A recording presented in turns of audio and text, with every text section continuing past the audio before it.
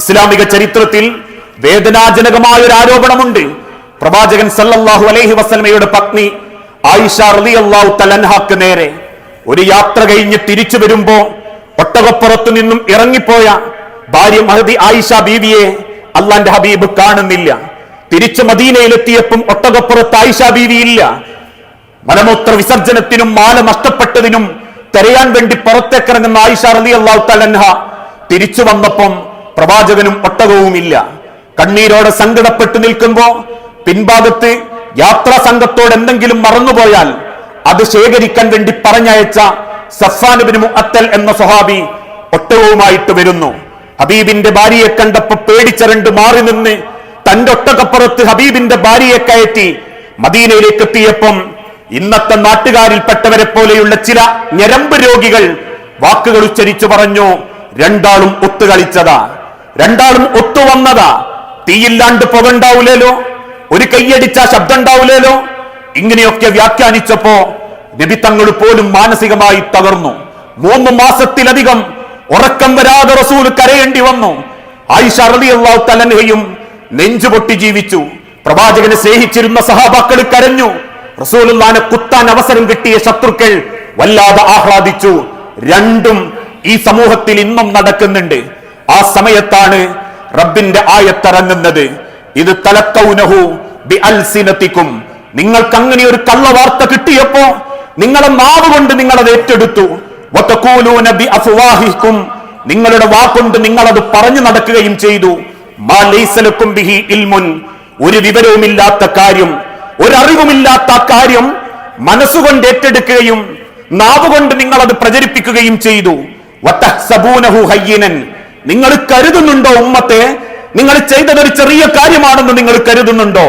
അത് പെണ്ണ് കേസാണെങ്കിലും സാമ്പത്തിക ആരോപണമാണെങ്കിലും മറ്റേത് വിഷയമാണെങ്കിലും നിങ്ങളെ രസത്തിന് വേണ്ടി നിങ്ങൾ പറഞ്ഞത് ഒരു ചെറിയ കാര്യമാണെന്ന് നിങ്ങൾ വിചാരിക്കുന്നുണ്ടോ? വഹുവ ഇൻദല്ലാഹി അളീം, അള്ളാന്റെ അടുത്തൊരു വമ്പിച്ച പാതകം തന്നെയാ, റബ്ബിന്റെ അടുത്തൊരു വമ്പിച്ച പാതകം തന്നെയാ. ഹബീബായ നബി തങ്ങൾക്ക് ആയത്തിറക്കി വിശദീകരിക്കാൻ റബ്ബുണ്ടായിട്ടുണ്ടെങ്കിൽ ഇന്ന് സാധാരണക്കാരായ പലർക്കും ഒരു വഹി ഇറങ്ങാനില്ലെങ്കിൽ പറയുന്ന വാക്കുകളും പ്രചരിപ്പിക്കുന്ന വാക്കുകളും 1000 തവണ ചിന്തിക്കണം. കാരണം ഈ ലോകം കൊണ്ട് ജീവിതം അവസാനിക്കുന്നില്ല എന്ന് ബോധ്യപ്പെട്ടവരാണ് നമ്മളെങ്കിൽ ഇന്ന് മനുഷ്യർക്ക് ജയിക്കാനുള്ള ഏറ്റവും വലിയ വഴി കളവ് പറയല. അതേത് രംഗത്തും, വൈവാഹിക രംഗത്താവട്ടെ, കച്ചവടത്തിലാവട്ടെ, സ്വത്ത് വിഷയത്തിലാവട്ടെ, കള്ളത്തരന്ന് പറഞ്ഞാൽ മതി. ഉമ്മാന്റെ പേരിൽ ഒരു വസിയത്തുണ്ട്, വാപ്പാന്റെ പേരിൽ ഒരു വസിയത്തുണ്ട്, കാരണന്മാർ വസിയത്തുണ്ട്, പെണ്ണുങ്ങൾ വസിയത്തുണ്ട്. അങ്ങനെ ഒരു വസിയത്തുണ്ടോ ഇല്ലേ? രേഖ ഉണ്ടോ? എഴുതി വെക്കണമെന്ന് ഹബീബ നബി തങ്ങൾ പറഞ്ഞു. രേഖല്ല, വസിയത്തുണ്ട്. വാക്കുകളെ കൊണ്ട് കള്ളവ് പ്രചരിപ്പിക്കുന്നവർ, വൈവാഹിക രംഗത്ത് കള്ളത്തരം പറയുന്നവർ.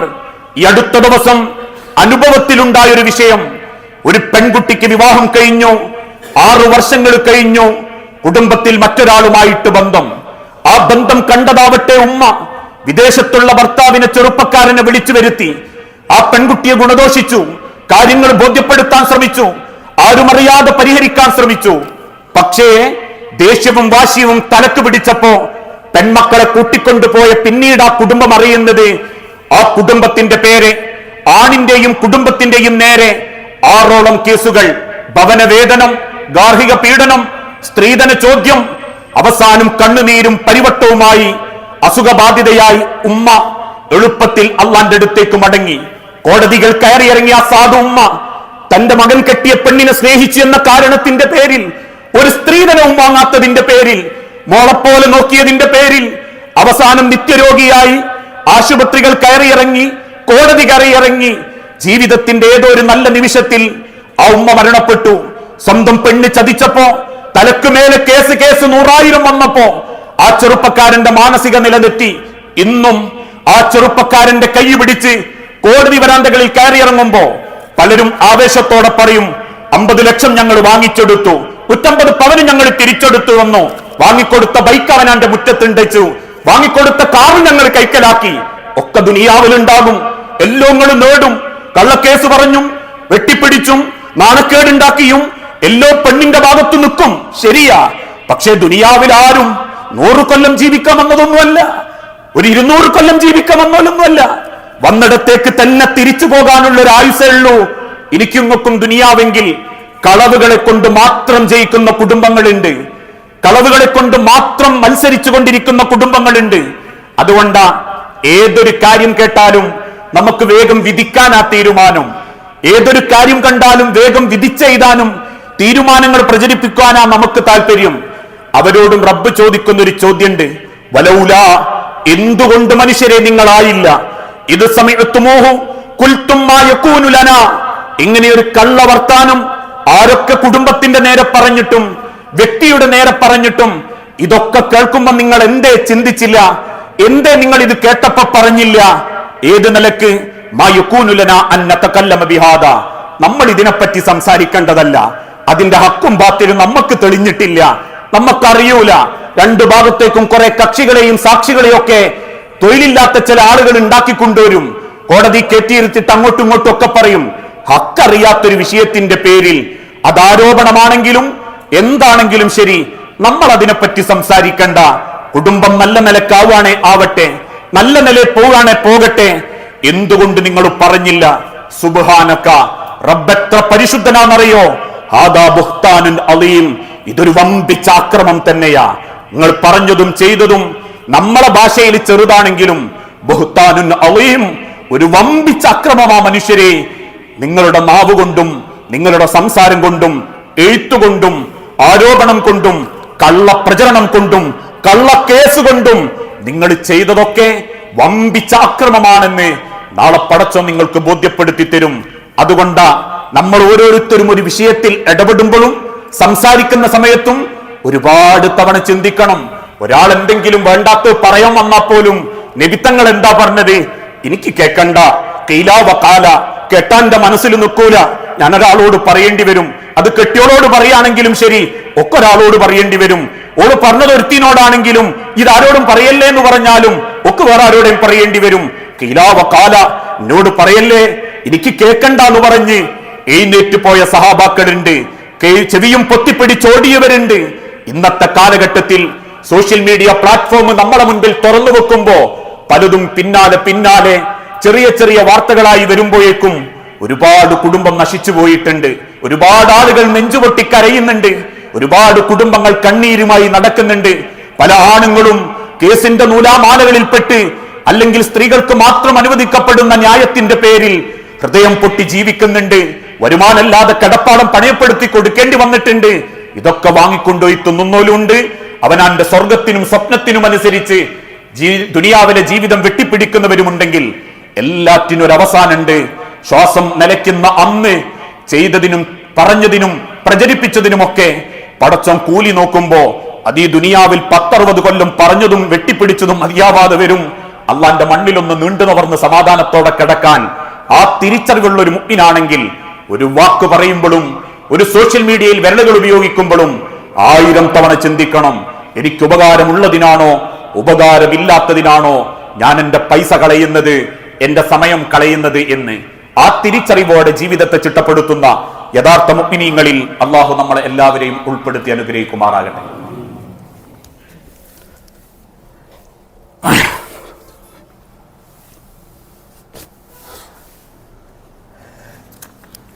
അൽഹംദുലില്ലാഹ് വസ്സലാത്തു വസ്സലാമു അലാ റസൂലിൽ അമീൻ വഅലാ ആലിഹി വഅസ്ഹാബിഹി അജ്മഈൻ, അമ്മാ ബഅദ്. യാ അയ്യുഹന്നാസ് ഊസിക്കും സാനിയം ബിതഖ്വല്ലാഹ്. ജീവിതത്തിന്റെ ഒരു രംഗത്തും അള്ളാഹുവിനെ മറന്നുപോകരുത് എന്ന് ഒരിക്കൽ കൂടി ഉപദേശിക്കുകയാണ്, വസിയത്ത് ചെയ്യുകയാണ്. ഒരാളുടെ രഹസ്യം സംരക്ഷിക്കുക എന്നുള്ളത് ഒരു മുസ്ലിമിന്റെ മുഅ്മിനിന്റെ ഉത്തരവാദിത്തമായിട്ടാണ് പ്രവാചകൻ സല്ലല്ലാഹു അലൈഹി വസല്ലമ ഓർമ്മപ്പെടുത്തിയിട്ടുള്ളത്. അത് സമൂഹത്തിലാണെങ്കിലും കുടുംബത്തിലാണെങ്കിലും ഒരാളുടെ രഹസ്യം അയാൾക്ക് നഷ്ടവും കുടുംബ തകർച്ചയും ഉണ്ടാക്കുന്നുണ്ട് എങ്കിൽ, അയാളുടെ വ്യക്തി ജീവിതത്തിനും സാമൂഹികാന്തരീക്ഷത്തിനും പ്രശ്നങ്ങൾ ഉണ്ടാക്കുന്നുണ്ട് എങ്കിൽ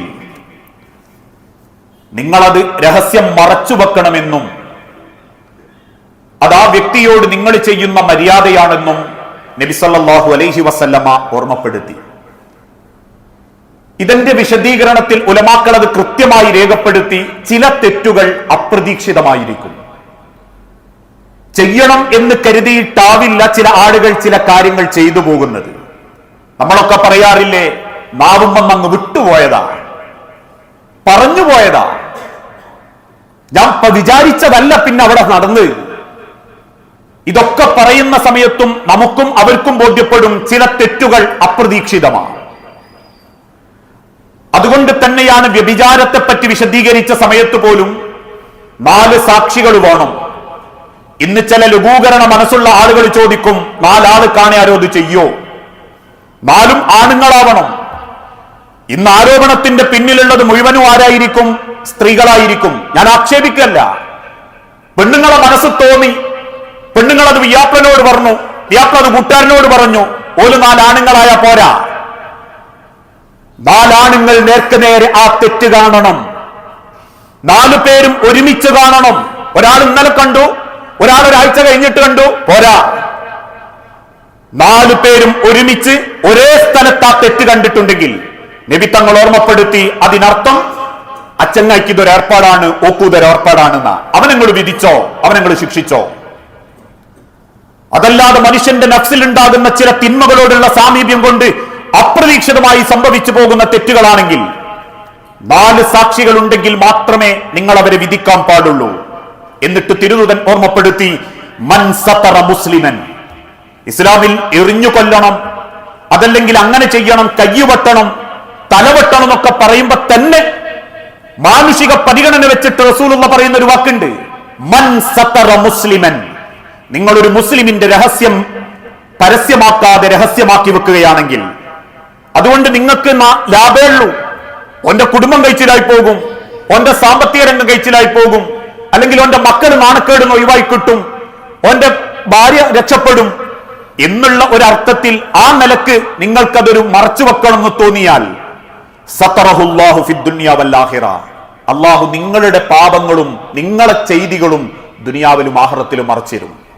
മറ്റൊരു റിവായത്തിൽ കാണാൻ പറ്റും, ഒരറിവില്ലാണ്ട് നിങ്ങൾ ഒരാളെ ആരോപിച്ചിട്ടുണ്ടെങ്കിൽ അത് വ്യഭിചാരമാവട്ടെ, സാമ്പത്തികമാവട്ടെ, കുടുംബമാവട്ടെ, എന്താണെങ്കിലും ശരി, ഒരറിവില്ലാത്തൊരു കാര്യം നിങ്ങൾ ഒരാളെ നേരെ ആരോപിച്ചിട്ടുണ്ടെങ്കിൽ, നിങ്ങൾ എഴുതിയിട്ടുണ്ടെങ്കിൽ, നിങ്ങൾ പ്രചരിപ്പിച്ചിട്ടുണ്ടെങ്കിൽ, നാളെ രാഷ്ട്രീയക്കാരനില്ലാത്ത പടച്ചോന്റെ മൗശറയെ പറ്റി ഓർമ്മപ്പെടുത്തുന്ന റസൂലുള്ള പറഞ്ഞിട്ടുണ്ട്, നിങ്ങൾ ഏത് പാർട്ടിക്കാരായാലും ശരി, നിങ്ങൾ ഏത് ജനവിഭാഗം ഗോത്രായാലും ശരി, നിങ്ങൾ കേരളത്തിലെ ഏത് രാഷ്ട്രീയ സംഘടനാ പ്രവർത്തകനാണെങ്കിലും ശരി, അപ്പറഞ്ഞത് നിങ്ങളെ നേരെ വന്നിട്ടല്ല നിങ്ങൾ അള്ളാനെ കണ്ടുമുട്ടൂല.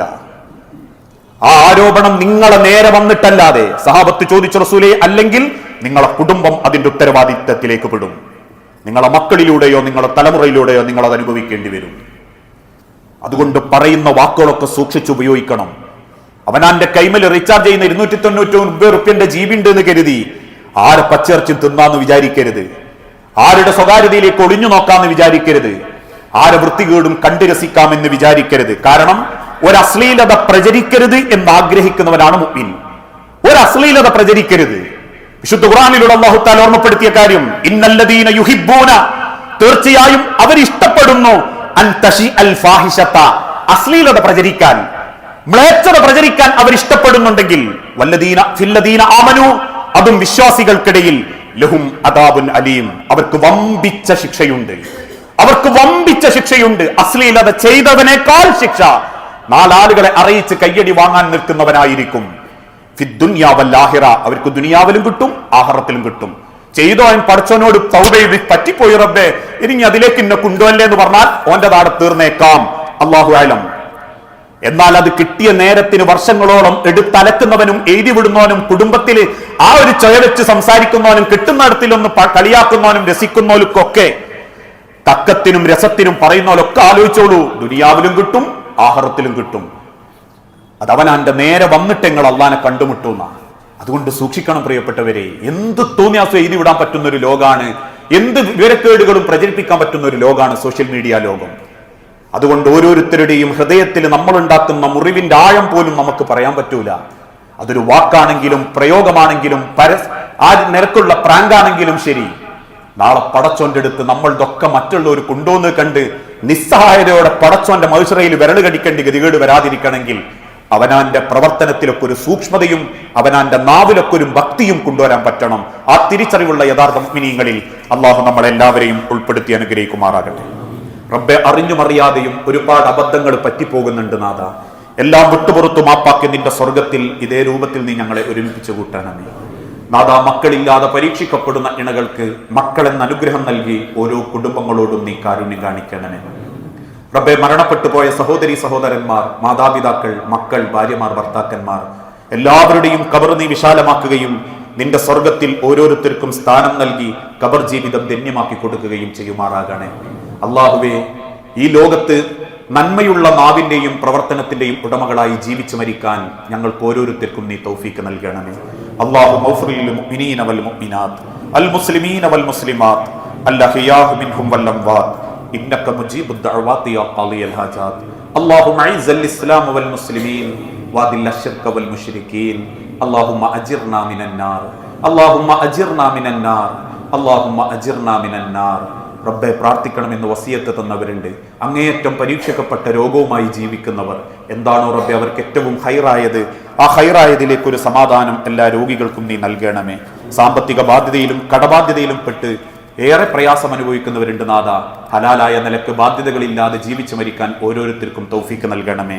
നാഥ, നാവ് കൊണ്ട് അബദ്ധത്തിൽ വാക്കുകളെ കൊണ്ട് ഏതെങ്കിലും ഒരു കളവ് ഞങ്ങളിലാൽ പ്രചരിക്കപ്പെട്ടിട്ടുണ്ടെങ്കിൽ അത് ഞങ്ങൾക്ക് വിവരക്കേടായി പുറത്തു തന്ന് ഇനിയൊരു അബദ്ധം സംഭവിക്കാത്ത നിലക്ക് ഞങ്ങളുടെ നാവിനെയും ഹൃദയത്തെയും കാഴ്ചയെയും വാക്കുകളെയും നീ ഞങ്ങൾക്ക് ഓരോരുത്തർക്കും നിയന്ത്രിക്കാനുള്ള തൗഫീക്ക് നൽകണമേ. റബ്ബന ആതിനാ ഫിദ്ദുനിയ ഹസന വഫിൽ ആഖിറതി ഹസനത വഖിനാ അദാബന്നാർ.